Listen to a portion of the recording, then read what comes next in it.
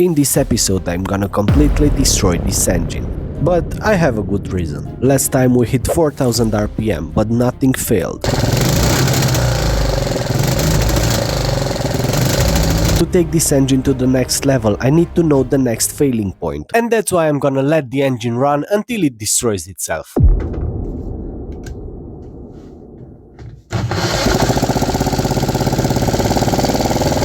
This was the first run, so I didn't have the idle properly dialed in.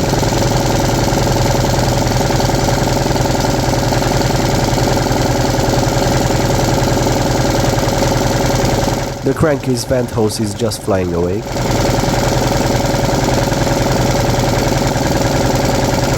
I decided to leave because there's a lot of fumes going on here.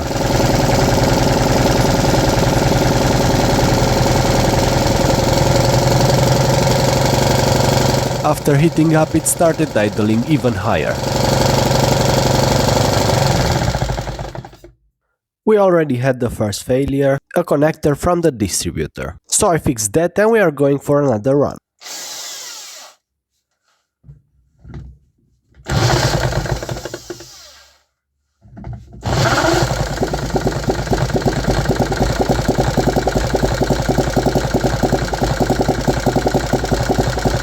Now that I actually got the idle at the proper speed, it sounds amazing.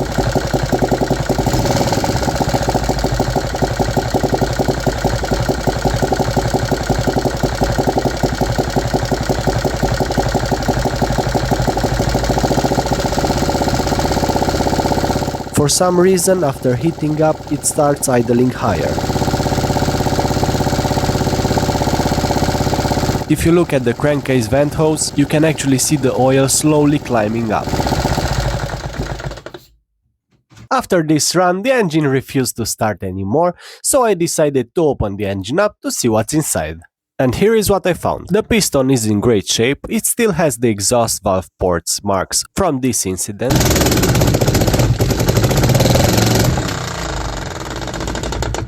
But the O-rings are still good, so it should hold compression properly. The head is also in great shape, no damage here. But when it comes to the cylinder, we can actually see the cylinder sleeve was not properly installed, so the hot gases made their way around the hot cylinder body, losing compression. So I started sanding it to bring the cylinder sleeve and cylinder body to a usable state. After the first round of sanding, we can actually see the high and low spots on the cylinder sleeve and the actual path that the gases took to escape the combustion chamber. After a lot more sanding, everything looked flat, but my concern was that removing material from the cylinder body will actually increase the compression ratio. So after installing the cylinder body, I measured the gap and we are only 0.04 millimeters off, so we can safely run another round of testing. Just as a side note, this was not a design failure, not a material failure, but a human error. Unfortunately, I didn't prepare the cylinder body properly before installing, so this one is on me. Anyways, back to the testing.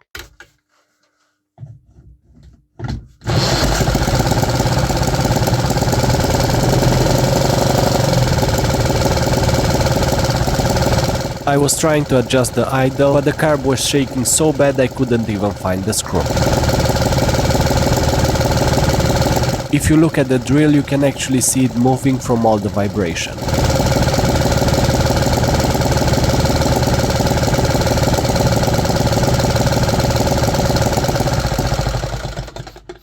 I'm not sure why the engine stopped here, but I went straight into another testing session.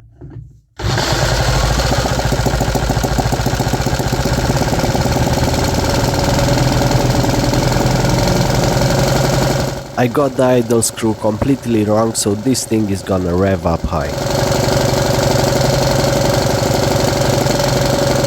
You can actually see the oil dripping out of the crankcase vent.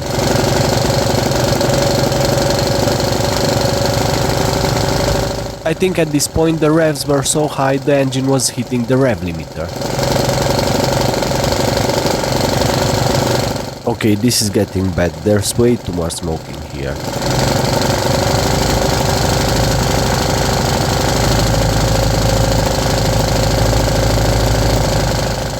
This is officially the longest continuous run so far.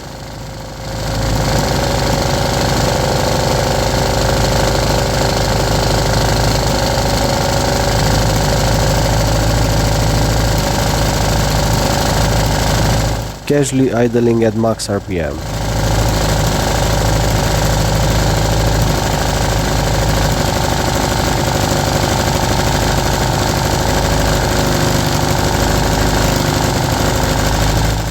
Two days after this test, the laboratory still smells like exhaust fumes while I'm editing this.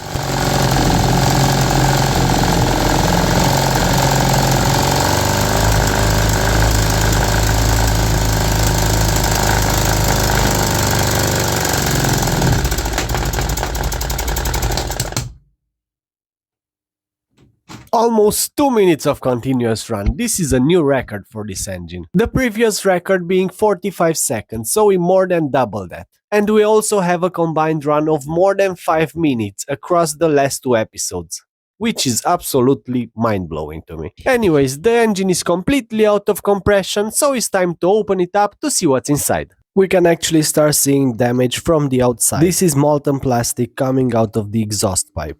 If we look at the valve train, we can actually see the knobs on the exhaust cam almost completely gone. But the intake cam looks perfect, so this damage was not made by friction. So let's go deeper inside the engine. There's a lot of buildup on the head, valves and spark plug.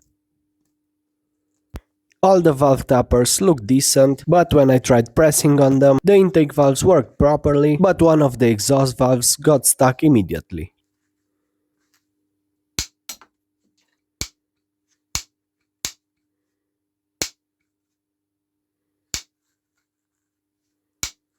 The other exhaust valve worked properly, but it had an insane amount of buildup. Compare it to the intake valve. So I removed the springs on the exhaust valves.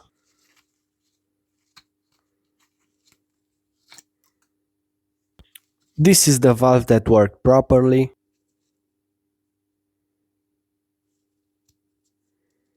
The other valve needed a couple of valve tabs to be removed, but it was way cleaner.